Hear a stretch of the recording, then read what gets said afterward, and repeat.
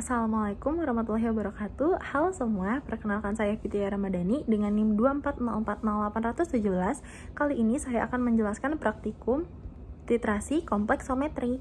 Tujuan dari praktikum ini adalah mengetahui proses titrasi kompleksometri dan juga menentukan kadar ion kalsium atau magnesium dalam air sadah menggunakan metode titrasi kompleksometri.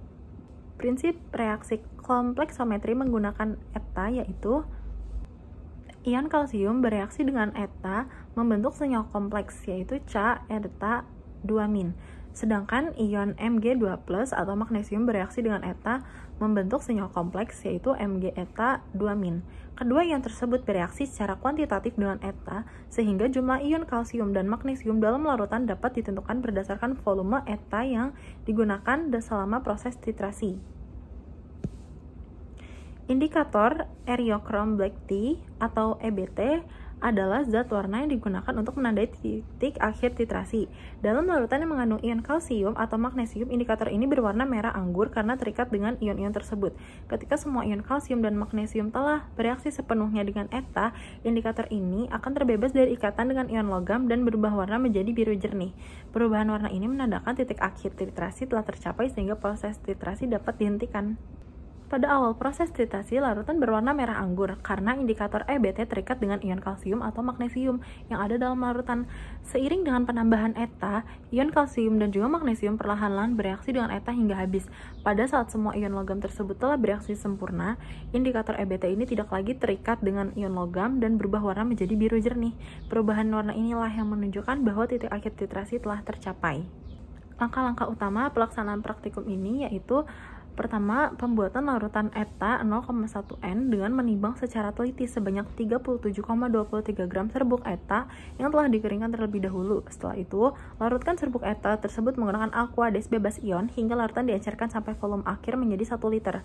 Selanjutnya, buat indikator EBT dengan memilih salah satu dari dua cara berikut.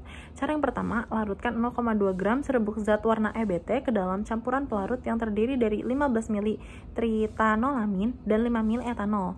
Cara yang kedua, timbang 0,1 gram serbuk EBT, 10 gram NaCl atau kristal natrium sulfat anhidrat, kemudian gerus kedua bahan tersebut bersamaan di dalam mortar hingga halus dan homogen.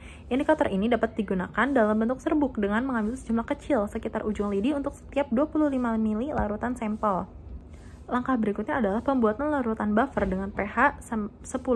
Campurkan 248 ml amonia pekat dengan konsentrasi antara 0,88 hingga 1,90 dengan 35 gram kristal amonium klorida.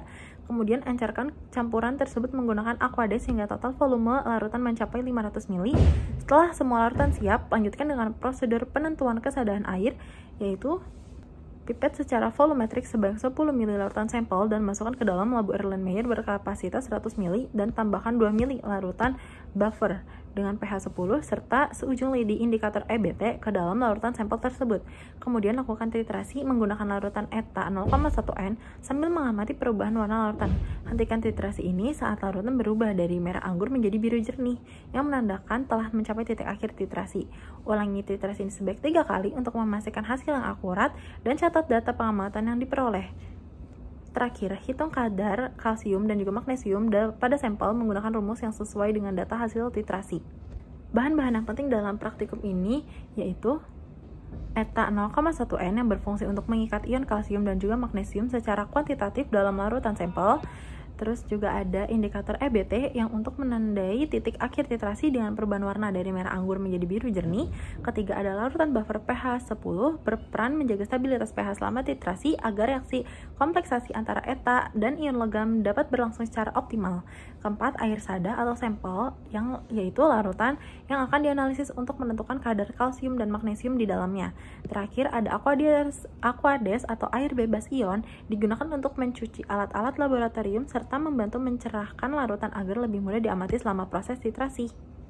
Cara menganalisis data hasil titrasi kompleksometri, langkah-langkahnya adalah catat volume ETA yang digunakan pada setiap titrasi. Jika titrasi dilakukan lebih dari 1 kali, hitung rata-rata volume ETA untuk mendapatkan hasil yang lebih akurat.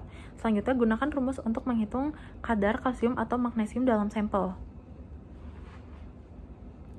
yaitu dengan mengalihkan volume eta dan juga normalitas eta dan juga faktor konveksi, kemudian dibagi dengan volume sampel. Sebagai contoh, jika volume eta yang digunakan adalah 15 mili, normalitas eta adalah 0,1 N, volume sampel adalah 10 mili, dan faktor konversi untuk kalsium adalah 40 mg per milimol. Maka kadar kalsium dapat dihitung dan didapatkan hasilnya yaitu 60 mg per liter. Hasil yang diharapkan dari praktikum ini terdiri dari dua aspek utama. Pertama, perubahan warna larutan, yaitu dari merah anggur menjadi biru jernih. Yang kedua, data numerik, yaitu berupa kadar kalsium dan magnesium dalam sampel air sada dapat diperoleh dengan ketepatan tertentu melalui perhitungan menggunakan data hasil titrasi.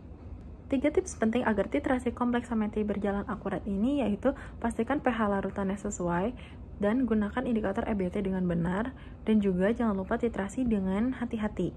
Langkah-langkah keselamatan kerja yang harus diperhatikan yaitu perlengkapan pelindung seperti sarung tangan, masker, dan juga jas laboratorium, dan juga penanganan bahan kimia. Hindari kontak langsung dengan eta atau larutan lainnya. Gunakanlah spatula atau pipet untuk menangani bahan-bahan tersebut. Penyimpanan bahan seperti eta dan amonia harus di dalam tempat yang aman dan juga sesuai dengan instruksi.